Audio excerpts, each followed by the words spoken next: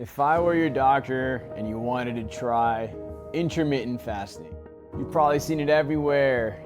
Intermittent fasting promises weight loss, better focus, even a longer life. But does it actually work? And is it safe for you? If you came into my office today and said, "Doc, I want to try intermittent fasting," here's how we talk about it. And yes, I'll also give my thoughts on those viral what I eat in a day videos everyone is posting. So what fasting really means. Intermittent fasting is not a diet, it's an eating pattern and it is a lifestyle. The most common style is a 16-8, which means you fast for 16 hours and eat all your food in an 8-hour window. Others try a 5-2 where you eat normally for 5 days and then lower calories for 2 days. The science is fasting may help with weight loss, insulin sensitivity, and even inflammation.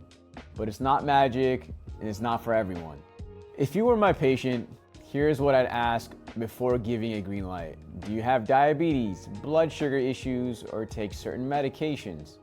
Fasting may not be safe, or I would have to monitor you a lot closer. Do you binge when you finally eat? What's the point? That defeats the purpose, okay? Does fasting make you overly anxious or fatigued? Then it may not fit your lifestyle, or we may have to build up to the fasting.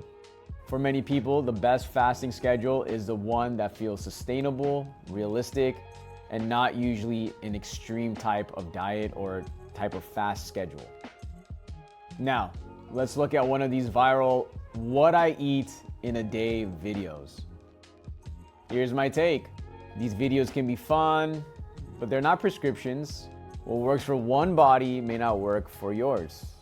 If you want to try fasting, your meals should still be balanced. Protein, fiber, healthy fats, not just juices or pressed snacks. Because still, is that realistic? Are you gonna be drinking juice all your life? I highly doubt it. Now, obviously, for those who do decide to fast, you wanna know when fasting is a red flag, what things to look out for. If you're dizzy, if you're faint, you're losing too much weight too fast, or you're obsessing over food, please stop. Fasting should support your health, it should not harm your health. Intermittent fasting can work, but it's not for everyone. If you do want to try it, do it safely, and remember, it's about long-term habits, not quick fixes. And don't copy a stranger's what I eat in a day as a medical advice. Everybody's a doctor online. I'm sure you guys are all doctors on Google and AI. Have you tried intermittent fasting? What was your experience? So when it comes to fasting, intermittent fasting, I'm a big believer. I personally fast myself. I guess I'm kind of skinny here. I like to do more of a prolonged fast, which we'll get into in future videos, but doing the 16 8-hour time frame has been great. I actually have quite a few patients who've done it. They feel better, they feel lighter, they seem more clear, they have a different relationship with food because of it. And to me, that's very important.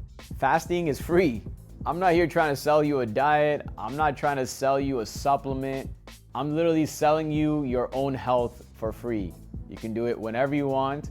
Obviously, I always say, please consult and check with your doctor first before you decide to do a fast. For my patients, I have patients who are diabetic, hypertensive, take all types of meds, and we still allow them to fast as long as it's supervised and it's controlled.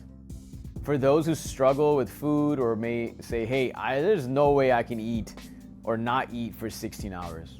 Hey, no worries. This is not meant to force you. Don't be too hard on yourself.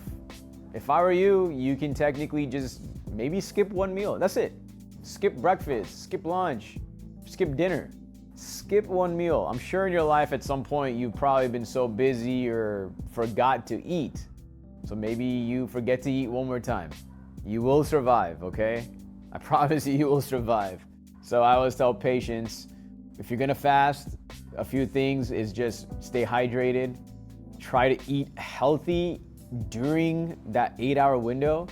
Just because you're not able to eat for all those 16 hours doesn't mean you eat like there's some type of emergency in those 8. You don't pig out. You try not to eat fast food. Try not to eat like 5 portions, okay? Or a snack. When I say you eat in that 8-hour window, it doesn't mean you eat the entire 8 hours. For me, I'm very big on the habits and the routines.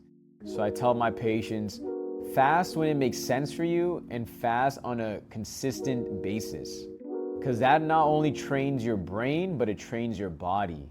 And you'll slowly see like, wow, maybe I feel better. Wow, I feel a little bit lighter. I don't feel as bloated. I don't have as much heartburn. My stomach, I don't have as much gas. I feel clearer in my mind.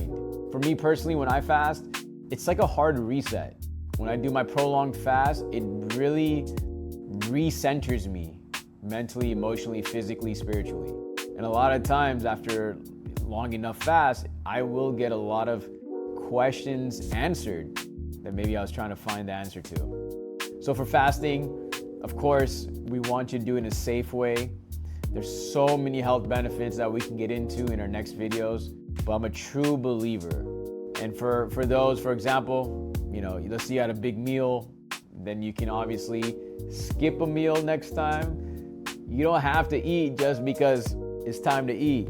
You don't have to eat just because the TV tells you to. You don't have to eat just because you saw a McDonald's commercial on TV.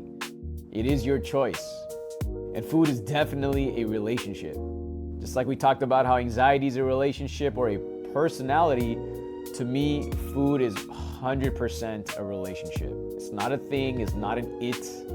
It is something very intimate. Think about it. Food is one of the few things in life that you can use all 5 senses to enjoy. You can taste it, you can smell it, you can touch it, you can see it, and you can feel it. So think about how intertwined it becomes with our own body and our own identity. And a lot of times you want to notice if you are stress eating, binge eating, and try to connect the dots. Why were you stress eating? What triggered you to do that? Why were you binge eating? What environment were you in? But the reality is, food is always going to exist. I tell patients all the time to fast for their health. When patients come to me for blood work, they have to fast, minimum like 10 to 12 hours. If I say, hey, you're due for blood work, I need you to fast. All right, doc, no problem. I'll fast like that. Not even a thought, they will fast. If I tell my patients, hey, you should fast for your health. Nope, I can't do it. I can't, not possible. That's insane. I can't fast for my health. So maybe you really think that and really think about using fasting as a tool instead of a black and white do or die type of situation. Because you'd be surprised just how much benefit you can get from fasting. And like I said, what do you have to lose? If you're hungry, there's always going to be food. Food is always going to be around. I don't think we're ever going to run out of food, especially not in this country. So you might as well try not eating once. I can almost guarantee you're going to survive.